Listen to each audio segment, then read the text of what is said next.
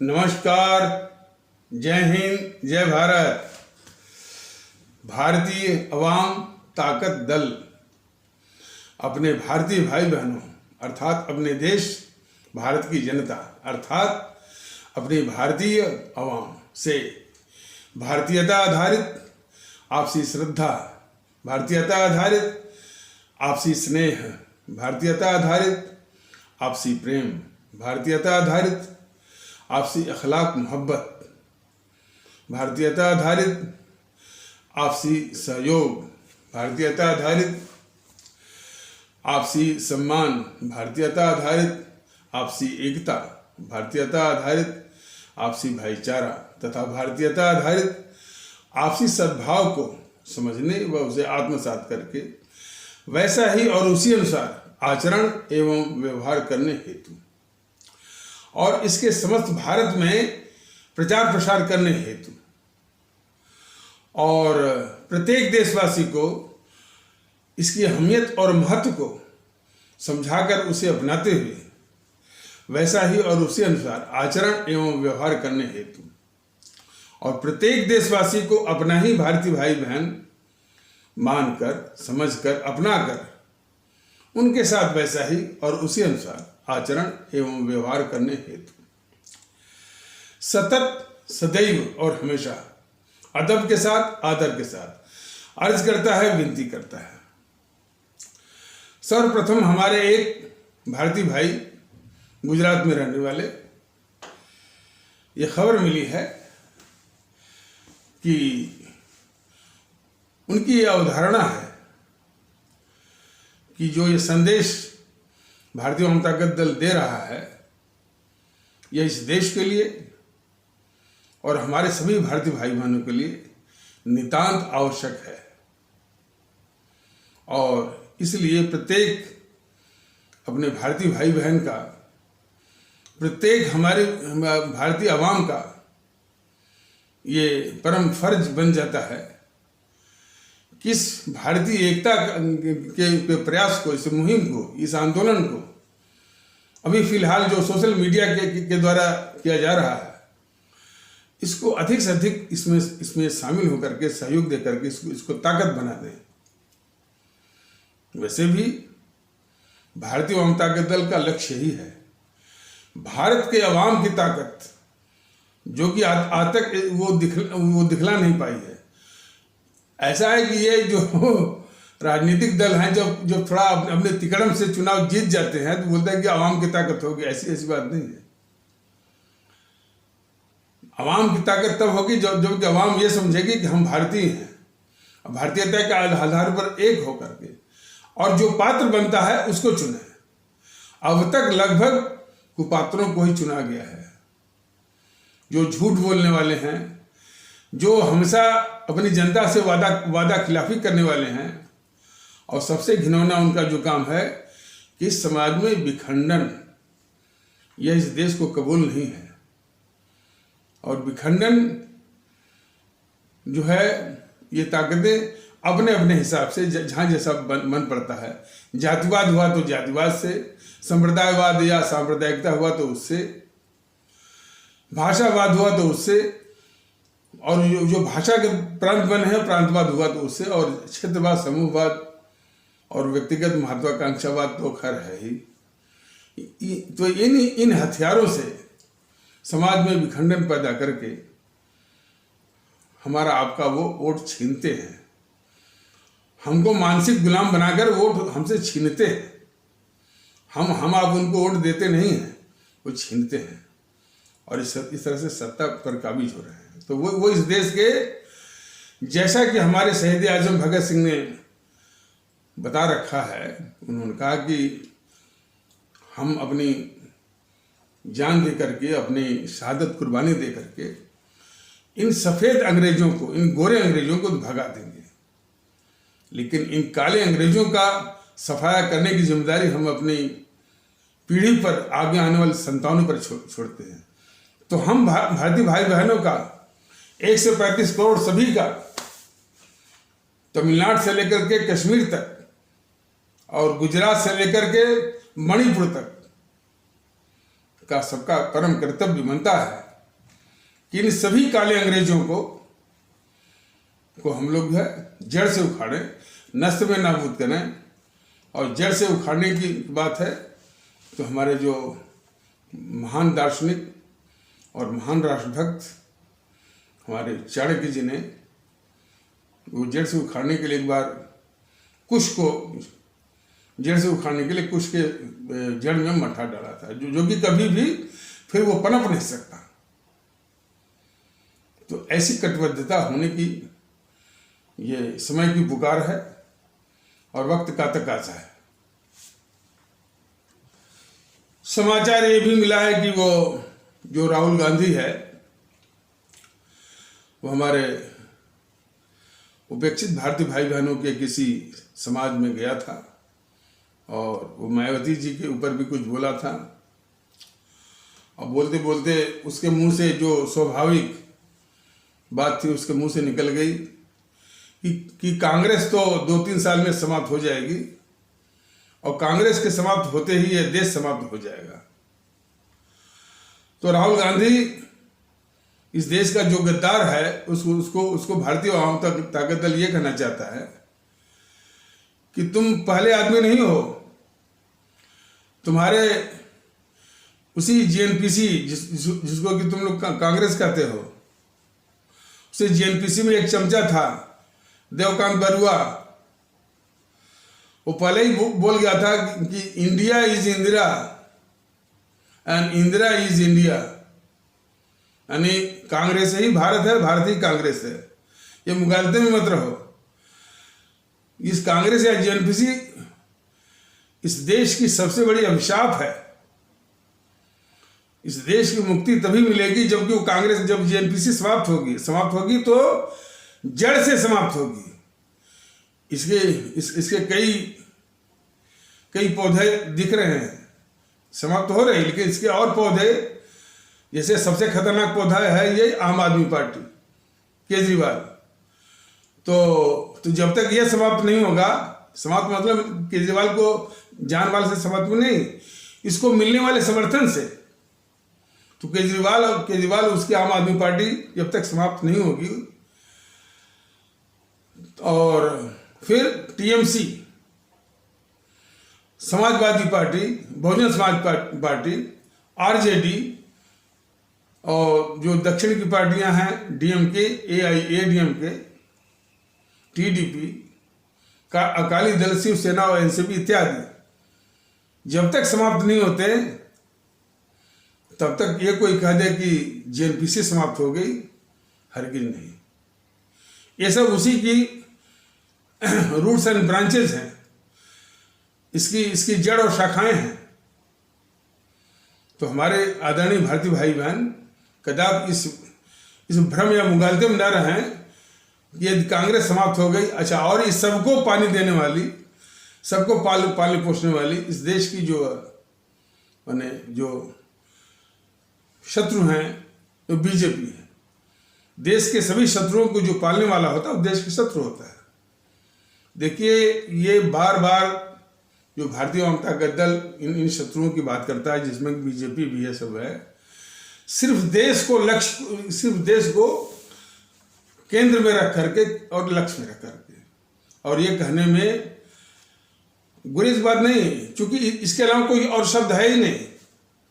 इनके जो पाप हैं, इनकी जो गलतियां हैं देश के संबंध में, चूंकि शब्दकोश में कोई और शब्द है नहीं, और लेकिन इनके पाप उससे भी घिनौने हैं।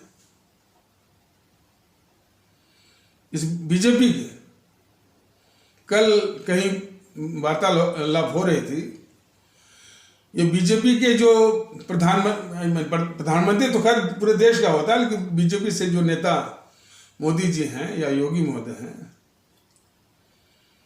ये शपथ तो लेंगे संविधान की, भारत के संविधान की शपथ लेंगे, उस भारत के संविधान की जो कि अपने प्रस्तावना के माध्यम से अपने सभी भारतीय भाई बहनों, और जिसमें कि योगी और मोदी जी भी आते हैं, उनके लिए भी कहता है, हम भारत के लोग we the people of India. शपथ ले लिया, मुख्यमंत्री प्रधानमंत्री बन गए। फिर इसके बाद योगी महोदय उस भारत के संविधान के शपथ लेने के बाद या उसी लेने के कारण ही या उसी के आधार पर ही जो मुख्यमंत्री बने, और तब कहेंगे हम गर्व से हम कहते हैं हम हिंदू हैं। तुरंत संविधान की अवमानना, उसका उपेक्षा। ऐसे ऐसे तो जो है ये तत्व है जो कि भारत के संविधान की खुलेआम उल्लंघन कर रहे हैं योगी आदित्यनाथ जैसे लोग। अब मोदी महोदय के भी विषय में बताया गया था कि जो कि आज भी कोई पूछ ले, हमारे देश के लोगों को मोदी महोदय भारतीय नहीं मानते हैं। आज भी उनके संबोधन को जरा ध्यान से सुनिए, तो क्या बोलेंगे? भाइयों बहनों, क्या बोलते हैं? भाइयों बहनों। वो कभी भी नहीं कहते हैं कि हमारे भारतीय भाइयों बहनों। तो हमारे देशवासियों को वो भी भारतीय नहीं मानते, अपने को भी वो भारतीय नहीं मानते। वो कभी कोई बोल दिया करते हैं कि भाई हम हिंदू हैं और गर्व है, और सभी को सिखा रखा है कि कहते रहो कि हमको हिंदू होने पर गर्व है। इसी से तो जो और भी जो डिनोमिनेशन के तंजीम हैं कहते हैं कि हमको मुस्लिम होने पर गर्व है। तो जब बहुसंख्यक जो समाज जब ऐसा कर रहा है, तो उसी के देखा देखी और भी कर रहे हैं। तो ये हमारे देश की जो परंपरा होनी चाहिए, जो संविधान का आदर होना चाहिए, ये सरासर उल्लंघन करते हैं। देश के संविधान की शपथ लेकर के फिर मंदिरों में जाना, ये इवन जो मंदिरों में जाना, दीपक जलाना, वो सिर्फ जो है हमारे जो भारतीय समाज है उसके कुछ हमारे हिंदू सनातन आस्था वाले भारतीय भाई बहनों की माने पांथिक भावनाओं का शोषण करके वो वोट बटोरने की बात। कितने घिनौने लोग हैं। इनको जो कुछ भी करना है वो जो आम की जो हमारे जनता की भलाई के लिए। अब ये तर्क दे सकते हैं, इनका एक तर्क हो सकता है कि हमने तो गरीबों के लिए बहुत योजनाएं दी, जनधन दिया, उज्ज्वला योजना के तहत वो चूल्हा दिया, और सौभाग्य योजना के तहत जो है वो बिजली कनेक्शन दिया, और प्रधानमंत्री आवास योजना के तहत गरीबों को मकान दिए, और किसान सम्मान योजना के तहत किसानों को पैसा दिया। तो मोदी महोदय, कांग्रेस तो खैर चलती रही, उसकी बात अलग, उसे तुलना मत करिए। इन हमारे गरीब भारतीय भाई बहनों को इस योग्य बनाना है कि वो किसी भी इस तरह के लालीपाप के जो है मोहताज न रहे। 70 साल बीत गए, इस जीएनपीसी, इस देश के दुश्मन जीएनपीसी ने इनको और गरीब ही बना के रखा, और नारा भी देती रही गरीबी हटाओ। कितनी धोखेबाज है ये जीएनपीसी। हमारे देश के लोग आज तक पहचान नहीं पाए, पहचानने में अब तक भूल हो रही है। जो रिपोर्टें आ रही हैं कि हरियाणा के कौशिक कहे जाने वाले भारतीय भाई बहन, अभी उनका भ्रम जो है इस देश की गद्दार, देश की दुश्मन जीएनपीसी से टूटा नहीं है। यही तो देश का दुर्भाग्य है। अभी भी केरल के जो भारतीय भाई बहन हैं, उनका इस देश की सबसे खतरनाक गद्दार जीएनपीसी से मोह टूटा नहीं है। और यही हालात कमोबेश महाराष्ट्र की भी है, कमोबेश थोड़ा बहुत तमिलनाडु की भी है, छत्तीसगढ़ की भी है, झारखंड की भी है, मध्य प्रदेश और राजस्थान की भी है, और पंजाब में जो रहने वाले भारतीय भाई बहन हैं वहाँ भी ये समस्या है कि इस जेएनपीसी को इस देश का सबसे खतरनाक और देश का दुश्मन समझने में चूक हो रही है, और उसको समर्थन मिलने का मतलब अपने देश पर कलंक और हम सभी आदरणीय भारतीय भाई बहनों पर अभिशाप। तो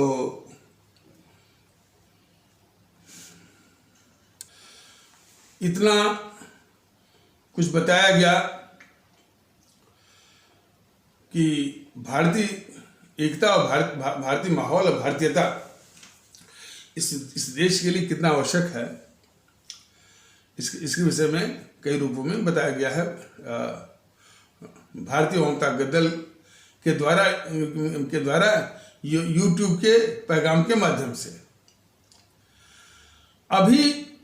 अभी भी इस देश के और भारतीय समाज के जो विखंडन माने जो दुश्मन ताकतें हैं जो कि राजनीतिक दलों के वेश में हैं, जरा भी जू नहीं रेंग रहा है कि भाई हमसे बहुत गलती हो रही है। ये अब इस जुगत में है, इस तरह की मीटिंग कर रहे हैं कि एकता से कैसे बचा जाए। देखिए, भारतीय ममता का दल पूरे देश के लोगों को एक करना चाहता है। ये जो विखंडनकारी ताकतें हैं, ये अपने गलती में सुधार करने के बजाय, देश से माफी मांगने के बजाय ये जुगत कर रही हैं, ये मीटिंग कर रही हैं कि इस भारतीय एकता से कैसे बचा जाए और कैसे इसके अभियान को रोका जाए। और सामना क्या करेंगे? भारतीय एकता का सामना ये क्या करेंगे? कोई बिल्कुल साधारण अपने मस्तिष्क से मैंने पूछ सकता है, यदि एकता का विपरीत है विखंडन तोड़ना, वो तो ये कर ही रहे थे। वो तो समाज में विखंडन करके ही हमारे भारतीय भाई बहनों को मानसिक गुलाम बना करके ही उनसे वोट छीनते थे और सत्ता हत्याते थे। ये तो कर ही रहे हैं। आज जब भारतीय एकता की बात हो रही है तो उसका सामना ये क्या करेंगे? हमारे भारतीय भाई बहन जरा इसको गौर से देखें। जो बीजेपी भारतीय एकता के स्थान पर वो हिंदू एकता की बात कर रही है, आज वो भारतीय एकता के समक्ष जो है उसका क्या तर्क होगा? क्या तर्क वो दे सकती है? और उसके सिवा सालार सिर्फ कोई भी मुद्दा होगा तो वो घुमा देंगे हमारे इस्लाम आस्था वाले भारतीय भाई बहनों की ओर। यह हालत, छोटी बात हमारे भारतीय भाई बहन, मैं तो बराबर कहा हूं कि हमारे भारतीय भाई बहन के परीक्षा की घड़ी है। ये मेरा निवेदन है कि छोटी बातों में नफरत का शिकार मत होइए। यह देश आपका है, इसकी हिफाजत की जिम्मेदारी भी आप ही की है, और उस हिफाजत में सबसे जो जरूरी है वो नफरत कोई फैलाता है उसको भ्रमजाल में मत आइए। नफरत से फिर हिंसा जो भड़कती है, और उसका मजमून यह है कि खास करके हिंदू सनातन आस्था वाले भारतीय भाई बहनों के समाज के कुछ असामाजिक, कट्टरवादी और यहां तक हिंसक तत्व हैं। और उसी प्रकार हमारे इस्लाम आस्था वाले भारतीय भाई बहनों के तबके में भी असामाजिक, कट्टरवादी, हिंसक तत्व हैं। लेकिन ये जो इस तरह के तत्व जो हैं वो राजनीतिक दलों के द्वारा पाले जाते हैं। जैसे अमूमन हिंदू सनातन आस्था वाले भारतीय भाई बहनों के जो असामाजिक, कट्टरवादी, हिंसक जो तत्व हैं वो बीजेपी के द्वारा वो पाले जाते हैं। पीछे समर्थन होता है आरएसएस का। और इस्लाम आस्था वाले भारतीय भाई बहनों के तबके से जो असामाजिक, हिंसक, कट्टरवादी तत्व हैं, ये पाले जाते हैं जीएनपीसी, समाजवादी पार्टी, टीएमसी और आरजेडी के द्वारा और एनसीपी के द्वारा। इतनी समझ विकसित होनी चाहिए। इसलिए हमारे हिंदू सनातन आस्था वाले भारतीय भाई बहनों को समझना चाहिए कि कोई भी इस तरह से अफवाह, गलत बात यदि कट्टरवादी तत्व कहते हैं, उसका पूर्ण रूप से बहिष्कार करेंगे। इस भावना को मजबूत करना होगा कि सभी 135 करोड़ लोगों को एक साथ सुकून, शांति और सद्भाव से रहना है। तो जो भी इस तरह से फैलाते हैं उनकी पहचान करनी होगी, और वो किसके द्वारा वो संरक्षित किए जाते हैं कि जो है किन पार्टियों को, उन पार्टियों को ध्वस्त करना है। जब तक उन दलों को ध्वस्त, अब जैसे ये जो है बीजेपी ने शुरू में क्या 80-20 की बात बोल दिया, 80-20 की बात उसने यूं ही नहीं बोला। 80-20 में कि 80% जो है हिंदू हैं और 20% मुस्लिम हैं। सीधे उसने डिवाइड की बात बोला। अंत में जो है वो इस बात को घुमाने लगे कि 80-20 का ये मतलब है, 80-20 का ये मतलब है कि कुछ जो विकास पर विश्वास करते हैं, जो विकास पर विश्वास नहीं करते हैं, तमाम तरह के उसमें जो है लिपापोती और खिचड़ी बनाने का प्रयास किया। लेकिन उसका मुख्य मकसद विभाजन ही था। और फिर उसकी नियत, और खासकर योगी आदित्यनाथ की नियत, कि ये भूल जाते हैं हमारे इस्लाम आस्था वाले भारतीय भाई बहन वो अल्पसंख्यक नहीं है, वो दूसरे बहुसंख्यक हैं। तो दूसरे बहुसंख्यक के समाज में जो प्रचलित संबोधन है, मम्मी जान, भाई जान, चचा जान, इसको अपमानित मत करिए। जाली टोपी, देखिए जो है ये जाली टोपी और तिलक और ये दुपट्टा, ऐसा है कि आप जो है, वैसे तो ये व्यक्तिगत चीजें हैं, व्यक्तिगत चीजों पर भारतीय जनता दल नहीं बोलता है, लेकिन ये सार्वजनिक जीवन में आते हैं तो वहां भी इसको एसर्ट मत करिए। यदि मजमा है और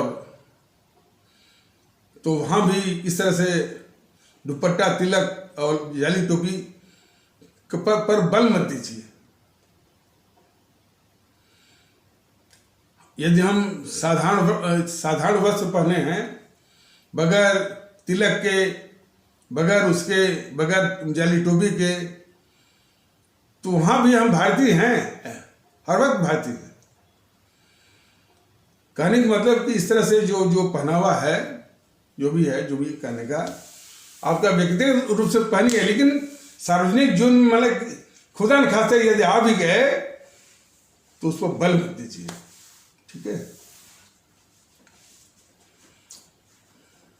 और जो हिजाब का मामला था वो तो बताया गया कि शैक्षणिक संस्थाओं में, व्यापारिक शिक्षण संस्थाओं में, जहाँ कि उनका एक परिधान का, ड्रेस का कोड बना हुआ है, वहाँ पर इसको जबरदस्ती मैंने इसको लाद करके फिर इसको पंथ से जोड़ना, ये बहुत बड़ा अपराध है। यह तो एक पक्ष हुआ, लेकिन दूसरा पक्ष है कि किसी के ये जो दुपट्टा रखते हैं और फिर तिलक लगाते हैं या जाली टोपी पहनते हैं, इसको अपमानित करने का किसी को अधिकार नहीं है। उस हद तक जाना तो है, बिल्कुल बहुत बड़ा अपराध है। उनकी यदि आस्था किसी जाली टोपी में है या तिलक में है या कुछ दुपट्टा रखते हैं, उसको अपमानित करना जो है ये बहुत बड़ा अपराध है। उसके लिए भारतीय जनता के दल बस यही निवेदन करता है, प्राइवेट लाइफ में आप वो पूरा प्रयोग करिए और सार्वजनिक जीवन में इसको लाने से बचिए। और खुदा ने खास्ता यदि आपने ला भी दिया है तो दूसरे लोग इसके पीछे न पड़ जाएं और वो खुद इन बातों के लिए बलपूर्वक वो नहीं कर सकता, इसलिए कि हमारा वातावरण जो है वो भारतीय है। और आपसी समझ से, कोई हैकड़ी से नहीं। हैकड़ी का उदाहरण मैंने दिया था आपको कि जब, अब मेरी उम्र तो मैंने काफ़ी कुछ नहीं देखा, लेकिन जो देखा गया है, जो हमारे देश के लोगों ने देखा है, उसी के नमूने पर हम बता रहे हैं कि हैकड़ी क्या होती है। जब ये राम जन्मभूमि बाबरी मस्जिद का मसला इलाहाबाद हाईकोर्ट, जो उसकी लखनऊ बेंच थी, उसमें था, हालांकि उसने जो बाद में फैसला दिया, ये धर्म संसद के नाम पर, अब जरा इनसे कोई पूछे कि हमारे देश में तो एक ही संसद है, भारतीय संसद है, उसके दो भाग हैं, राज्यसभा और लोकसभा। ये धर्म संसद क्या होती है? ये बिल्कुल दिखाते हैं कि हम समानांतर सरकार चलाने का एक जो है वो एक हैंकड़ी दिखाते हैं। कोई नहीं पूछता कि भाई हमारे देश में तो एक ही संसद होती है, भारतीय संसद। ये धर्म संसद क्या है? तो इलाहाबाद हाईकोर्ट में वो राम जन्मभूमि बाबरी मस्जिद का केस चल रहा था। ये धर्म संसद कह रहे थे कि अरे हम मंदिर बनाने की डेट, उसकी तारीख तय करते हैं। ये हैकड़ी होती है। और थोड़ी बहुत हैकड़ी जो है ये मुस्लिम पर्सनल लॉ बोर्ड वालों ने भी वो दिखाया। कब दिखाया? वो तो बराबर कहते रहे कि जो अदालत का फैसला होगा, जो अच्छा, इनकी पार्टी क्या बोलती रही, जो बीजेपी, कि भाई कि या तो सर्वसम्मति से, या तो अदालत के फैसले से, और या कानून बना करके, ये तीन बात बोला करते थे। तो बीजेपी महोदय, लोगों जरा ये बताइए कि जहां पर इतनी हैंकड़ी चलती हो तो वहां पर सर्वसम्मत का स्थान यानी क्या बचेगा? तो यही तो दोगलापंथी करते हैं। एक तबके से जो है हैंकड़ी दिलवाते हैं और दूसरे से कहते हैं कि सर्वसम्मति से हो। तो एक वो देखा गया। और फिर क्या कहते हैं कि अदालत ने अपने पक्ष में, इस पक्ष में ने फैसला दे दिया, वरना वो कानून बनाएंगे। तो वो भी हैकड़ी ही है। तो जब मामला अदालत में चल रहा हो, उस समय कहना है कि नहीं, उसमें जो है मंदिर निर्माण की तारीख तय करना, वो भी धर्म संसद के नाम पर, ये सबसे बड़ी हैकड़ी है। और इस देश को हैकड़ी कबूल नहीं है। हैकड़ी तो बस एक ही की चलेगी, हमारे भारत के संविधान की। उसके आगे किसी की भी हैकड़ी नहीं चलने वाली है। तो और उसके बाद उन्हीं की देखा देखी मुस्लिम पर्सनल लॉ बोर्ड जो बराबर बोलता रहा कि अदालत का जो फैसला होगा, अदालत का जो फैसला होगा। जब अदालत का फैसला हो गया तो कट्टरवादी तत्व क्या करते हैं, चलिए कोई बात नहीं है, आज हमारा बस नहीं चला, हमारा जब बस चलेगा तो हम भी करेंगे वैसा। हम जो है हैगिया सोफिया जो कि टर्की में है, उस तरह से करेंगे। ये क्या दिखाता है? हैकड़ी नहीं तो और क्या दिखाता है? ये आपसी यानी सद्भाव को लाएगा। एक तो वो दुष्ट हैं जो कि धर्म संसद के नाम पर जो हैकड़ी दिखाते हैं देश के ऊपर से ऐसे लोग जो कह रहे हैं कि अदालत का फैसला हुआ तो क्या हुआ, हमारा भी जब वक्त आएगा तो हम जो है हैगिया सोफिया की तर्ज पर अपना कुछ करेंगे। ऐसे लोगों को, धर्म संसद के लोगों को, और जैसे लोग जो बोलते हैं, इस देश के बाहर निकाल देना चाहिए। इनके रहते ही इस देश में कुछ न कुछ जो है खुराफात, नफरत जो है फैलती रहती है। तो बराबर भारतीय जनता दल कहता है कि जो बराबर हैंकड़ी दिखाता है धर्म संसद के नाम पर, इनको देश से बाहर निकाल देना चाहिए। और वो भी जो बोला कि हम हैगिया सोफिया के तर्ज पर फिर मस्जिद बनाएंगे उसी स्थान पर, अपने कहा जो हमारा वक्त आएगा, ये तो उसी खुराफात को बल देता है जो जो जो जो कट्टरवादी जो हिंदू सनातन आस्था के जो कट्टरवादी कहते हैं कि मुसलमान अपनी आबादी बढ़ा रहे हैं और सन 2049 तक वो बराबर हो जाएंगे, अधिक हो जाएंगे, तो उन्हीं की बात को ये पुख्ता कर रहे हैं इस तरह के कट्टरवादी कि जब हमारा वक्त आएगा तो हम मस्जिद बनाएंगे, और ये नहीं कि भाई कम से कम एक शांति स्थापित हो, सद्भाव स्थापित हो। इनके लिए मंदिर या राम मंदिर और मस्जिद ही सब कुछ है। ये अवधारणा बिल्कुल गलत है। आज हमारे भारतीय सद्भाव के और हमारी जो भारतीय अखलाक मोहब्बत की हत्या हो रही है, इसके प्रति चिंतित नहीं है। तो फिर से स्पष्ट किया जा रहा है कि इस देश में आपसी श्रद्धा और आपसी सुकून, आपसी सद्भाव और को कायम रखने और नफरत को समाप्त करने के लिए यह आवश्यक है कि धर्म संसद जैसी, और जो हैगिया सोफिया की बात करने वाले, जो हैगिया सोफिया के आधार पर मस्जिद की बात करने वाले, उसके कल्पना करने वाले तत्वों को इस देश के बाहर पंख करके निकाल देना चाहिए। देश सर्वोच्च है, देश का सुकून सद्भाव, उसकी मजबूती सर्वोच्च है, इनकी हैंकड़ी नहीं। तो बात ये हो रही थी, तो राहुल गांधी जो है कह रहा था कि जो हमारे उपेक्षित भारतीय भाई बहनों के एक तबके के साथ वो मीटिंग करने गया था, वो कुछ बोल दिया इनके मायावती जी के ऊपर कि शायद वो कह रहा था कि हम इनको मुख्यमंत्री बना देंगे, वो कर देंगे। अब इनपे ये क्या मुख्यमंत्री बनाएंगे? जिनका आधार ही खो गया, जनाधार खो गया, तो ये मुख्यमंत्री वो बना देंगे। इस पर एक चुटकुला है, आप लोग हंसेंगे लेकिन फिर भी समझ जाइए कि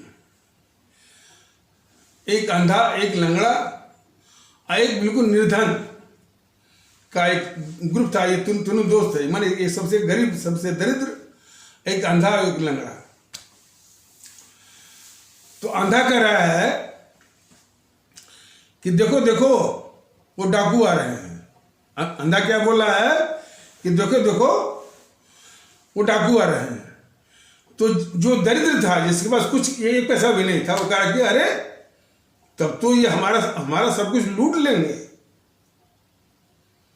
तो लंगड़ा बोला कि घबराते क्यों हो, हम तुम दोनों को लेकर के भाग जाएंगे। आप लोग समझे ना कि एक अंधा, एक लंगड़ा, एक निर्धन बिल्कुल का एक समूह था। तो अंधा बोला कि देखो देखो वो डाकू आ रहे हैं। तो जो निर्धन था, दरिद्र था, जिसके पास एक पैसा नहीं था, कह रहे थे कह रहे तब तो ये हमारा सब कुछ लूट लेंगे। तो लंगड़ा बोला कि घबराइए नहीं, हम आप दोनों को लेकर के अपने कंधे पर लेकर भाग जाएंगे। तो कुछ इसी तरह का है। जो राहुल गांधी उत्तर प्रदेश में जनाधार खो चुका है, वह मायावती को कह रहा है कि वो मायावती को मुख्यमंत्री बनवा देगा। आप ये बस आप वो समझ जाइए। तो ऐसे लोगों की बातों पर जो दिन रात झूठ ही बोलता है। हमारे देश के लोग तो कम से कम ये जाने कि ये झूठ बोलने वाला है और देश का बहुत खतरनाक गद्दार है, इतना ही समझ जाए तब भी काफी कल्याण हो जाएगा। तो और इतना ही नहीं, कोई उनका सिखाया पढ़ाया कोई इस तरह से तत्व आया था भारतीय जनता दल के पदाधिकारी के पास, और काफ़ी वो हैंकड़ी दिखा रहा था, काफ़ी वो धमका रहा था कि हम अब फार्म में आ रहे हैं। तो हमारे भारतीय जनता दल के पदाधिकारी ने उनको जवाब दिया कि भैया तुम्हारा जो मुखिया राहुल गांधी है, वो तो बोला कि कांग्रेस समाप्त हो रही है और आप बोल रहे हैं कि कांग्रेस पूरे फार्म में आ रही है। तो कोई न कोई तो झूठ बोल रहा है ना, तो बता दो भैया कि झूठ कौन बोल रहा है, आप या वो आपका मुखिया जो राहुल गांधी, तो दोनों झूठ बोल रहे हैं। तो इस तरह से इनका चरित्र है। लोग कभी कभी सवाल ये कर सकते हैं कि भाई इसे जेएनपीसी के पीछे क्यों पड़े हैं, ये दुश्मन है देश के और सिस्टम पर काबिज है। जरा देखिए ना, हमारे आम भारतीय भाई बहन, जरा आप कल्पना करें, हमारे आम भारतीय भाई बहन पैसे के लिए तरस रहे हैं, उनको उसके लिए दिन रात संघर्ष कर रहे हैं। जब से गरीबी आई, जब से महंगाई आई है, तब से तो और हालत खराब हो गई है। ये मोदी महोदय, जरा जो बीजेपी वालों से पूछिए दो बात कि मोदी महोदय 2014 के लोकसभा चुनाव में ये बोले थे कि जो है इस जेएनपीसी ने जो भी लूट करके काला धन विदेशी बैंक में जमा किया है वो सब लाया जाएगा। आज ये इनकी घिघी क्यों बंद है? हमारे देश के लोग पूछते क्यों नहीं इससे, इस मोदी से? सच्चाई तो यह है कि ये मोदी, देखिए, हमको सम्मान देना चाहिए, लेकिन जो इनके करतूत है अवाम विरोधी और डकैतों का समर्थन करना, यह कुछ हमको बाध्य करता है कि मैं इनको सम्मान क्यों दूं। तो आज मोदी महोदय इन डकैतों की माने वो पाप को तो ढक ही रहे हैं। एक के खिलाफ कोई कार्रवाई नहीं, कोई बात नहीं। और कभी कभी भाषण में कहते थे, एक बार 2-3 साल पहले गुजरात में बोले थे कि इन सबको दांत पीस कर बोल रहे थे। अब वैसे एक्टिंग तो मैं नहीं कर सकता। दांत पीस कर बोला कि इन सबको जेल जाना पड़ेगा, बहुत दांत पीस कर बोल रहे थे। महोदय, आपने तो किसी को जेल भेजा नहीं, लेकिन जेल जाने से क्या होगा? पहले आप ये बता दीजिए। राहुल गांधी जेल चला गया, जेल तो गया था, बेल हो गई इसको। सोनिया गांधी भी गई थी, उसको बेल हो गई। आप इस देश को धोखा दे रहे हैं और सबसे बड़े धोखेबाज हैं। यह जेल जाने से क्या होगा? इनको पंख करने की आवश्यकता है, और पंख करने का एक नमूना वो योगी आदित्यनाथ ने दिया था, लेकिन उनकी भूल थी। सिर्फ बुलडोजर इसका समाधान नहीं है। जितनी संपत्ति है वो इस देश की संपत्ति है, न तो मुख्तार अंसारी की संपत्ति है, न तो योगी आदित्यनाथ की संपत्ति है, न तो ये मोदी जी की संपत्ति है। यदि इसी देश से लूट करके किसी ने बनाया है तो संपत्ति देश की है, तो उस पर बुलडोजर चलाने के बजाय, बुलडोजर चला करके वो एक जो है एक गुफान लाने के बजाय यदि उसको नीलाम करते तो उससे कुछ राजस्व आता है, रेवेन्यू आता है देश के लिए। तो ये नहीं कर रहे हैं मिस्टर योगी आदित्यनाथ, बस तमगा लूट रहे हैं इसका, बुलडोजर का। जितनी इस प्रकार से अवैध संपत्तियां हैं उनका सीधे नीलाम, ताकि वो किसी के प्रयोग में भी आ जाए और सरकार को राजस्व भी मिले।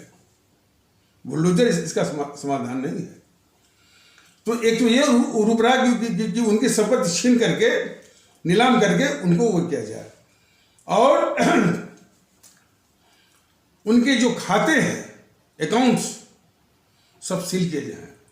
उनसे संबंधित जितने लोगों के खाते हैं वो सील किए जाएं। ये नमूने, भाई मैं शासन में नहीं हूं, कुछ आपको बता रहा।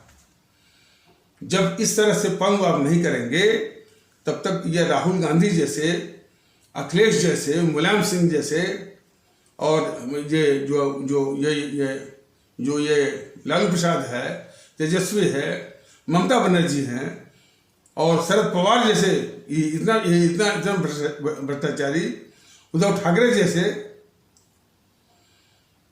वो अपनी गतिविधि से बाज नहीं आएंगे। बताइए, अकालियों का पता नहीं सब 32,000 बसें या 3,000 बसें में, सब 32,000 बसें चल रही हैं पूरे देश में। कहाँ से पैसा लाया इस अकाली ने? तीन बातों के प्रति हमारी आवाम जो है वो संजीद हो, इसकी आवश्यकता है। ये अकाली कहां से पैसा लाए भाई, जो कि इनकी 32,000 बसें चल रही हैं? इन सारी बसों को सीज करना चाहिए, सीज करके वो नीलाम कर दिए, रेवेन्यू आएगा देश को। जब तक इन लुटेरों की सारी संपत्ति को छीना नहीं जाएगा, इनको पंग नहीं किया जाएगा, तब तक ये जेल वोल से कोई समाधान है। हालांकि इन बातों का मैंने कर दिया तो शायद और पीछे पड़ जाए हमारे पीछे पड़े जो है, ये रंच मात्र जो है इसका कोई नहीं है। हमारी आवाम समझ जाए, पहले इनको समझे है। और उसी प्रकार से लूट जो है वो कमलनाथ की भी है और भी लोगों की। महाराष्ट्र में जैसे ये है आपका शरद पवार का संबंध जो भूमिगत वो होते हैं इस तरह से माफिया। सबसे पहले कौन था? वो हाजी मस्तान से इसका संबंध था। दाऊद इब्राहिम से भी संबंध इसका था, और इसे शरद पवार का। और इकबाल मिर्ची करके है कोई इस तरह से डॉन, उससे संबंध है, बताइए। लेकिन ये फैसला हमारे महाराष्ट्र के भारतीय भाई बहन करें ना। लोग बोलते हैं कि महाराष्ट्र का गौरव है। जो महाराष्ट्र और देश के लिए कलंक है, उसको महाराष्ट्र का गौरव कहना मानना उससे भी बड़ा कलंक है। और आज भी सोसाइटीज के नाम पर इसका ये शरद पवार के भ्रष्टाचार का बहुत बड़ा तंत्र है। जो 1993 सीरियल बम ब्लास्ट हुआ, उसमें जो है इस शरद पवार को मालूम था, इसके कई लोग जो है वो आतंकवादियों के साथ थे। ये देश को जानना चाहिए। अदना सा पाकिस्तान बनवाया जो है, माने भारत विरोधी अंतरराष्ट्रीय ताकतों का मंसूबा था। उस मंसूबे को गद्दार जवाहरलाल नेहरू ने पूरा किया, और उसमें उसकी हवस पूरी हुई सत्ता हत्या करके। और तो फिर जब ये पाकिस्तान जो है वो 3 बार युद्ध किया और देखा कि वो जीत नहीं पाएगा और जीतने की उसकी औकात भी नहीं है, तब उसने आतंकवाद का सहारा लिया। और जब आतंकवाद का सहारा लिया तो ये देश की गद्दार जो कि सत्ता पर बैठी थी, ये जेएनपीसी, जिसको आप लोग भ्रम भूल या गलती से कांग्रेस कर रहे हैं, वो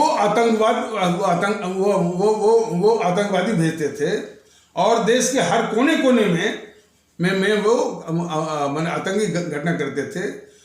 तो ये कहते थे कि हम जो है पाकिस्तान से बात कर रहे हैं।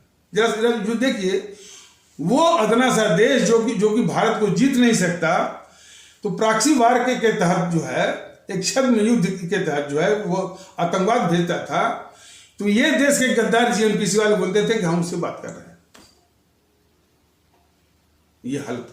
और कभी कभी वो, अब गद्दार कहना पड़ेगा, जो मनमोहन कह रहा था कि मैंने इस गतिविधि को ढकने के लिए बोला था मनमोहन, वो गद्दार किस्म का, कि पाकिस्तान भी तो जो है आतंकवाद से वो पीड़ित है, वो भी उसका विक्टिम है।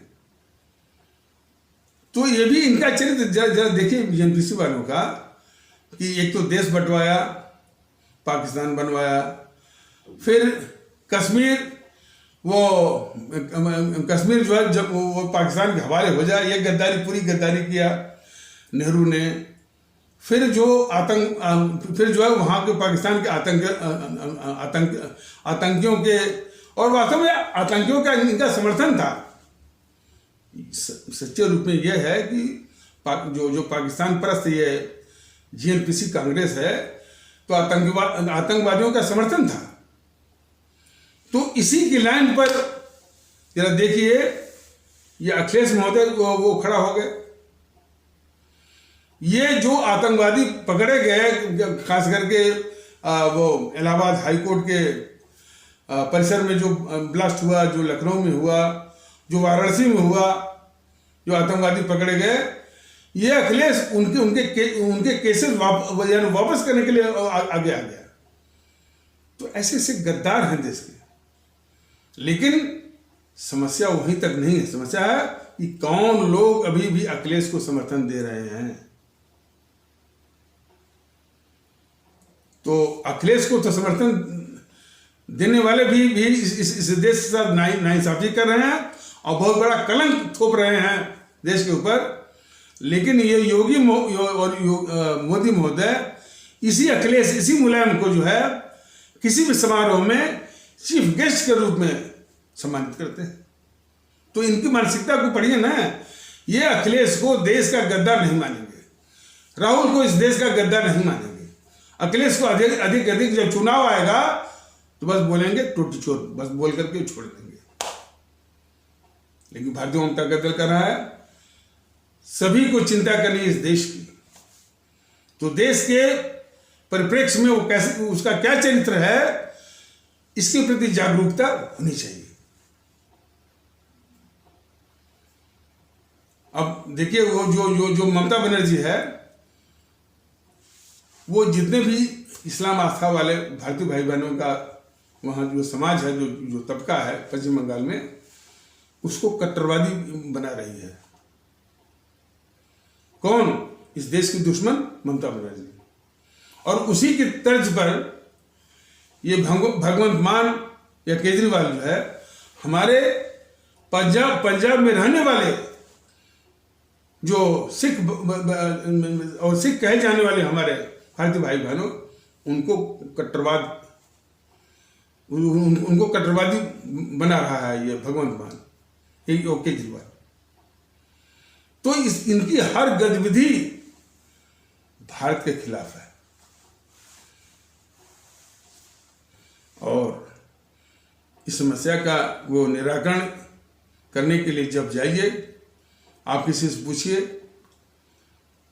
कि भाई अभी भी इस केजरीवाल को वोट क्यों मिल रहा है, तो फिर बौद्धिक बेईमानी कि झुग्गी झोपड़ी वाले ही उनको वोट कर रहे हैं, बाकी लोग विरोध कर रहे हैं। ऐसा नहीं है, लोग इसको समर्थन दे रहे हैं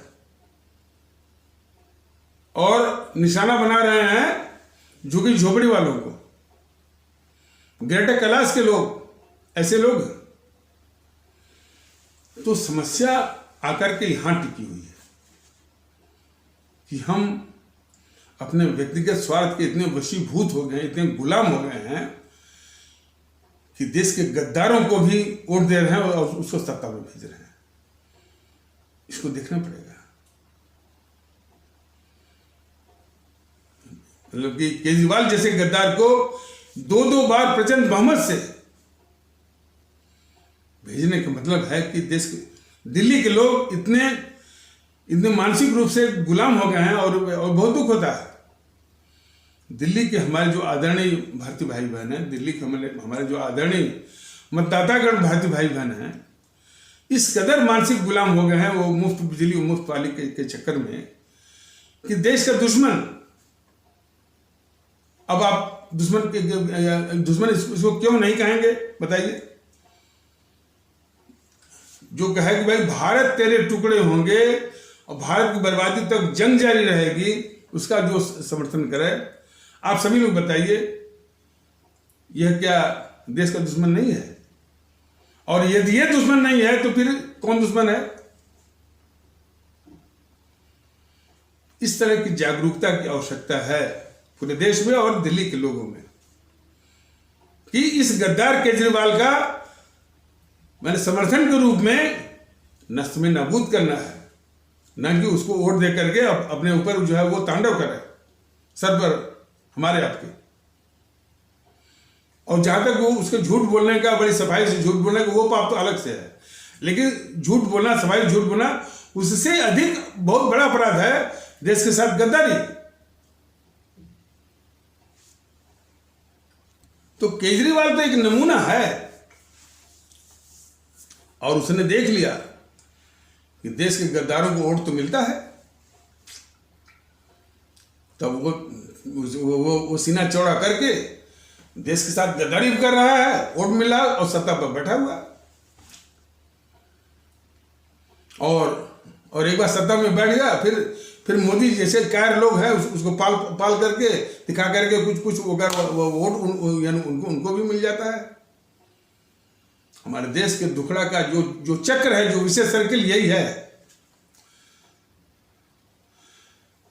जितने भी सिपहसालार हैं इनके, मोदी महोदय के, यूट्यूब पर या ऐसे तैसे, केजरीवाल का बस वर्णन किए जा रहे हैं। हर्षवर्धन त्रिपाठी, डीके दुबे और प्रदीप सिंह और मनीष ठाकुर, मनीष कुमार, लेकिन एक बार भी ये नहीं कहते कि इसका इलाज करने की जिम्मेदारी मोदी महोदय की है। और देश के संविधान ने इसी के लिए तमाम व्यवस्थाएं, तमाम प्रावधान दिए हुए हैं। तो क्यों बचा रहे हैं मोदी जिसका तमाम वर्णन करते हैं ये सब हर्षवर्धन त्रिपाठी वगैरह जो है, इनको मोदी महोदय क्यों बचा रहे हैं? इस सवाल क्यों नहीं करते उससे? तो वो भी एक तरह का बहुत बड़ा पाखंड कर रहे हैं।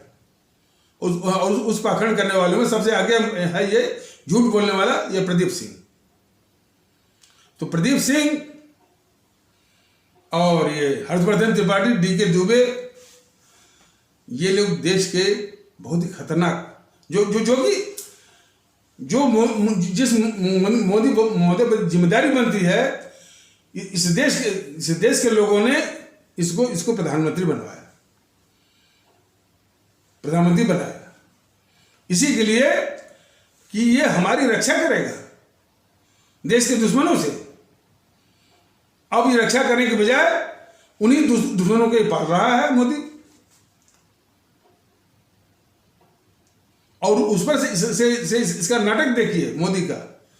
देश के दुश्मनों को पालते हुए कह रहा है सबका साथ सबका विश्वास। वोट आप किस तरह से तिकड़म से आप पाते हैं वो उसका थोड़ा बहुत जायजा भारतीय जनता दल ने दे दिया है। लेकिन सच्चे रूप में जानिए कि आवाम का आप पर विश्वास नहीं है और आवाम का साथ भी आपके साथ नहीं है।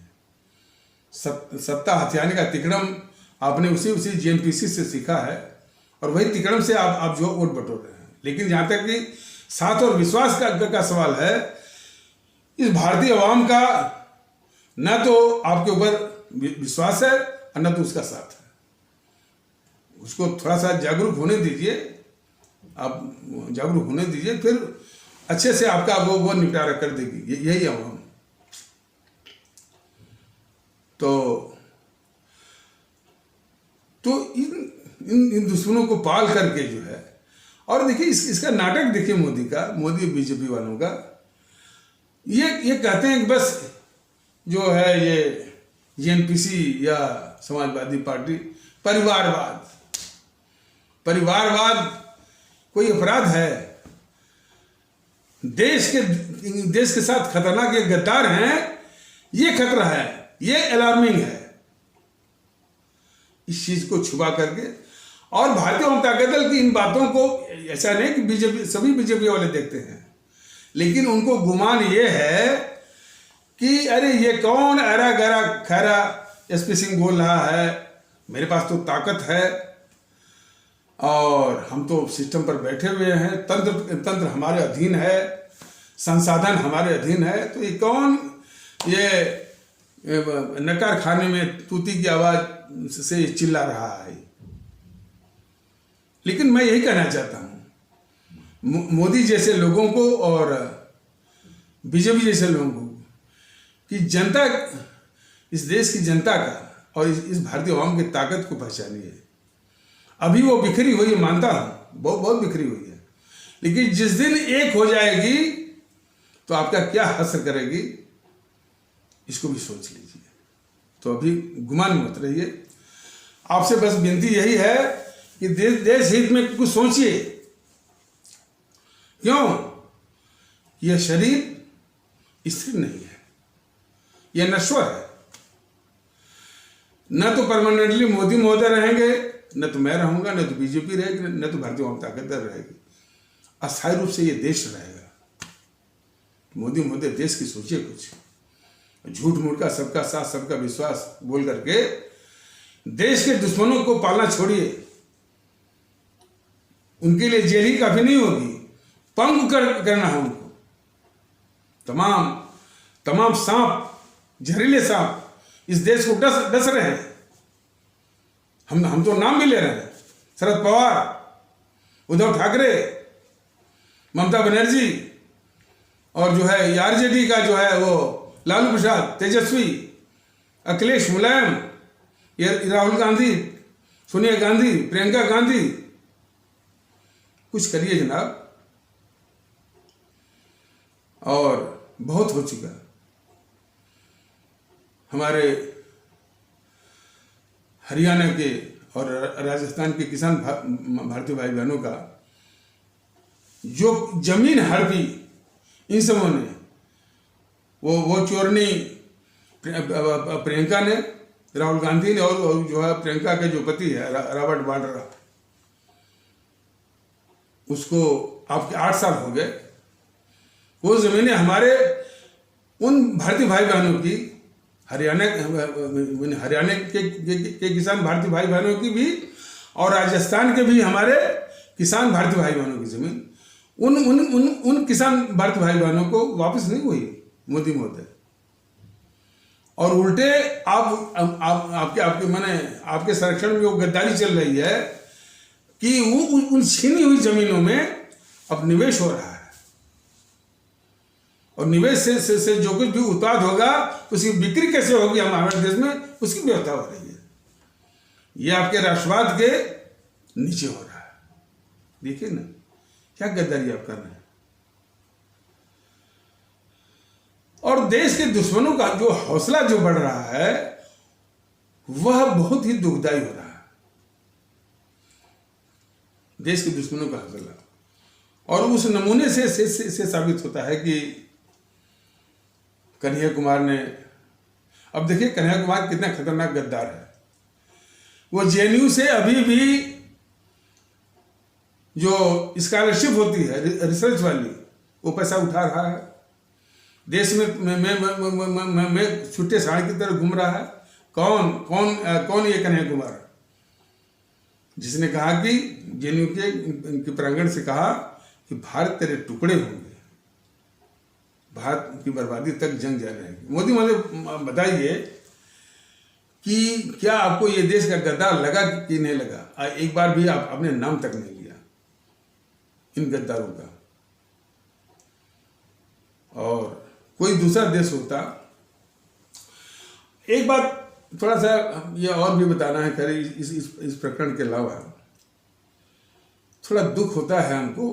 ये बड़ा दुख हमारा स्वाभाविक है कि देश के विषय में जो ये यूट्यूब के माध्यम से जो संदेश कहा जा रहा है, हमारे कुछ तबकों में इसके प्रति संवेदना नहीं है। कौन से तबके? जो पढ़ा लिखा वर्ग है, ये सबसे, और पढ़ा लिखा वर्ग कुछ अपवादों को छोड़ करके वो सुविधा भोगी और बहुत घटिया किस्म का स्वार्थी हो गया है। देश से संबंधित बातों को के प्रति उसकी संवेदना भी नहीं है, और यदि उसके पास आता है तो बड़ी अपने जो उसकी स्टाइल है उसको महत्वहीन करता है।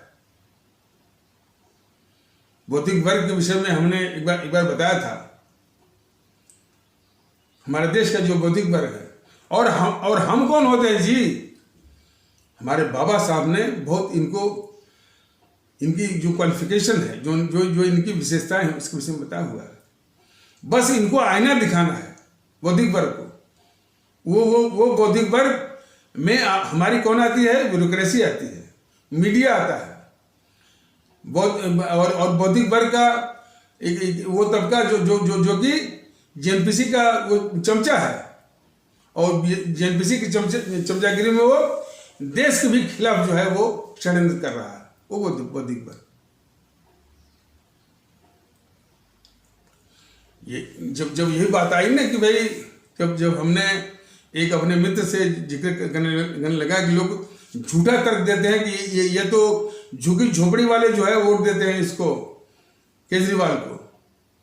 तो हमने उदाहरण दिया कि भाई जो ग्रेड कैलाश में जो रहने वाले लोगों ने उसको वोट दिया है, इसको केजरीवाल को। और कई जगह तो ये सुना गया, ये भी जरा देखिए कि हमारा जो व्यापारिक वर्ग है, जो वो कभी भी जातिवाद में नहीं फंसता था, जरा इसको जरा सोचिए, जो हमारा व्यापारिक वर्ग कहे जाने वाला भारतीय भाई बहनों को जो तबका है, वो कभी भी जातिवाद में नहीं फंसता था। और वो उसका पेट पार्टी थी ये जनसंघ या भारतीय जनता पार्टी। उस व्यापारिक वर्ग कहे जाने वाले भारतीय भाई बहनों के तबके में ये केजरीवाल जातिवाद लाया। तो उस हमारे, देखिए हम कहाँ बीमारी है हम इशारा कर दे रहे हैं, लेकिन इलाज करने की जिम्मेदारी हमारे आदरणीय भारतीय भाई बहनों की है। जब तक आप में जागृति नहीं आएगी और अपने अपने मानसिक कुंठा को एक अपने जगह लिए रहेंगे, तो भारतीय एकता को आने में बड़ी दिक्कत होगी। तो हम इशारा कर रहे हैं, बस करना कर्तव्य आपका है। तो हमारे व्यापारिक वर्ग कहे जाने वाले भारतीय भाई, एक भारतीय भाई कह रहे थे कि दिल्ली के चुनाव में केजरीवाल को और संसदीय चुनाव में मोदी को। ये क्या मतलब है? इसका मतलब क्या है? क्यों केजरीवाल को और क्यों मोदी को? यदि वो ये तर्क देंगे भाई कि वो हमारी जात का है, तो यह भी इस देश के लिए कितना घिनौना और अभिशाप वाला ये मानसिकता है। मोदी को इसलिए वोट कि मोदी जो है इस केजरीवाल की रक्षा करेगा। तो कहने का मतलब मैं इशारा करके बता रहा हूं, इस तरह की मानसिकता जो है इस देश को खा रही है। वही जब उदाहरण बताया गया कि भाई कि कुछ लोग कुतर्क देते हैं कि इस केजरीवाल को झुग्गी झोपड़ी वाले करते हैं, तो जब उसको बताया गया नहीं भैया, ग्रेटर कैलाश जैसे पास एरिया में रहने वाले ही जो है इसको वोट करते हैं। तो वो हमारे मित्र ने कहा आप सही कर रहे हैं। एक बहुत बड़े अधिकारी केंद्र सरकार में जो कि रिटायर हो चुके थे, वो कह रहे हैं भाई जब हमको मुफ्त बिजली मुफ्त पानी मिला है तो हम केजरीवाल को वोट क्यों न करें? पढ़ा लिखा और मुफ्त खोरी का शिकार छाती तान के कह रहा है कि जब हमको मुफ्त बिजली मुफ्त पानी मिल रहा है और फ्री जो है वो बसों में चलने के लिए मिल रहा है महिलाओं को, तो उसको वोट क्यों नहीं करें? जरा भी उनको ख्याल नहीं है। अरे भाई, देश सर्वोच्च होता है, देश से ही सब कुछ है। यही मान करके हमारे भगत सिंह ने हंसते हंसते फांसी को चूमा था। आज उनकी संतानें अब ये कहती फिरती हैं कि हमको मुफ्त बिजली मिल गया, हमको मुफ्त पानी मिल गया, तो देश के गद्दारों को भी हम वोट देंगे। शर्म आनी चाहिए।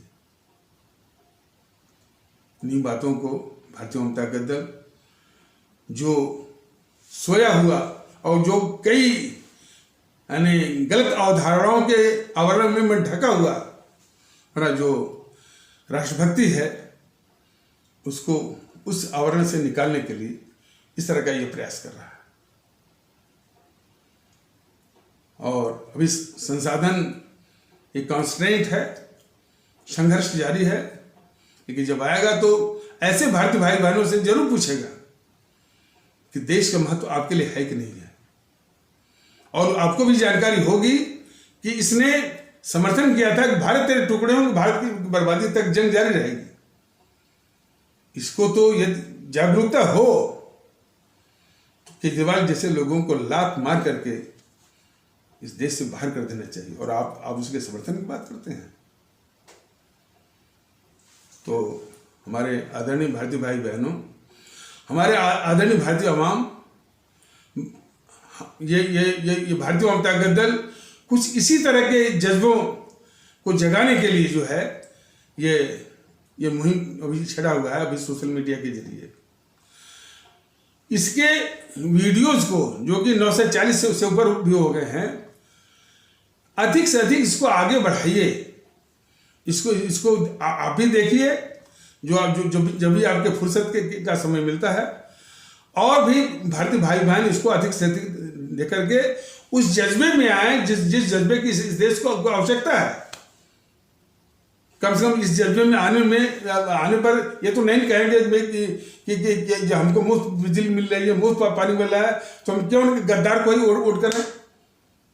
तो ये जागरूकता तो आएगी नहीं भाई, हमसे गलती हो गई, और गद्दारों को तो हरगिज नहीं, गद्दारों को तो इस देश के बाहर कर देने की आवश्यकता है।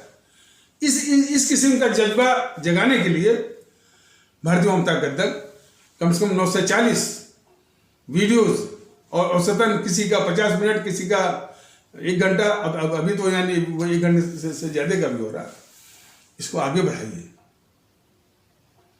मैं कई बार देखता हूँ ये व्यूज़, ये कमेंट काफ़ी लोग पढ़ते ही नहीं है, ना उसको लाइक करेंगे, ना डिसलाइक करेंगे, ना उसको देखेंगे।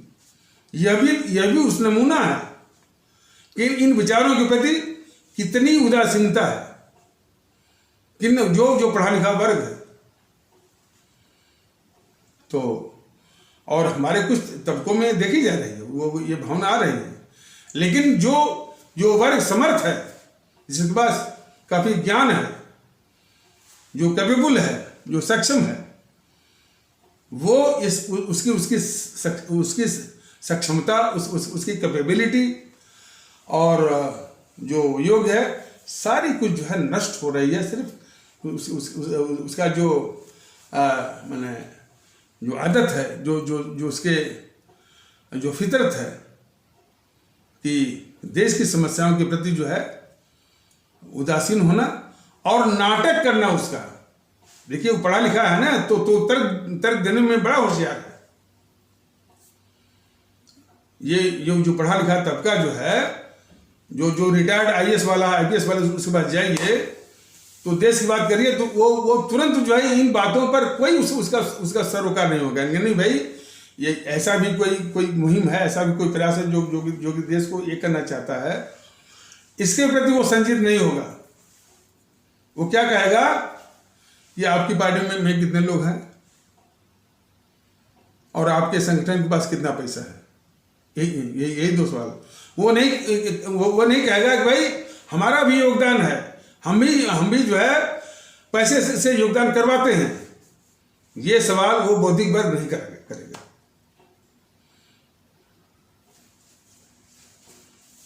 तो वो जब ज्यादा पूछेंगे तो कह रहे साहब तमाम आते हैं देश के नाम पर। भाई देश के नाम पर तमाम आते हैं, लेकिन उसको पहचानने की जिम्मेदारी तो आपकी है। इन विषयों में मैं ज़्यादा मैंने घुसने की बजाय यह है, जब इस बात के है कि हम ये बिल्कुल असर से कि एक मानसिक गुलामी की स्थिति है, उसी मानसिक गुलामी से बाहर आना है। और मानसिक गुलामी के चलते भारतीय आवाम ताकत दल का ये प्रयास भारतीय एकता का, भारतीयता आधारित जज्बा जगाने का, भारतीयता आधारित जो है वो आपसी एकता, आपसी भाईचारा, आपसी सद्भाव, आपसी इखलाक मोहब्बत लाने का ये प्रयास को बहुत बड़ा धक्का मिल रहा है। किसी कारण व्यक्तिगत स्वार्थ, तो व्यक्तिगत स्वार्थ के प्रति भी जो है भारतीय आवाम ताकत दल ने अपने परम आदरणीय राष्ट्र महानायक, राष्ट्रभक्त शिरोमणि नेताजी सुभाष चंद्र बोस, उनका नारा क्या था कि तुम मुझे खून दो, मैं तुम्हें आजादी दूंगा। तो उन्हीं से प्रेरणा लेकर के, उन्हीं से आशीर्वाद लेकर के भारतीय आवाम ताकत दल सभी भारतीय भाई बहनों से ये कहना चाहता है कि आप अपना व्यक्तिगत स्वार्थ दीजिए, आप अपना व्यक्तिगत स्वार्थ त्यागिए भारतीय वामपंथी ताकत आपको दूसरी और असली आजादी, मानसिक गुलामी से आजादी आपको दिलाएगा। तो इन्हीं आवश्यक शब्दों के साथ इस आवश्यक परिचर्चा को यहीं पर विराम दिया जाता है। तब तक के लिए नमस्कार, जय हिंद, जय भारत।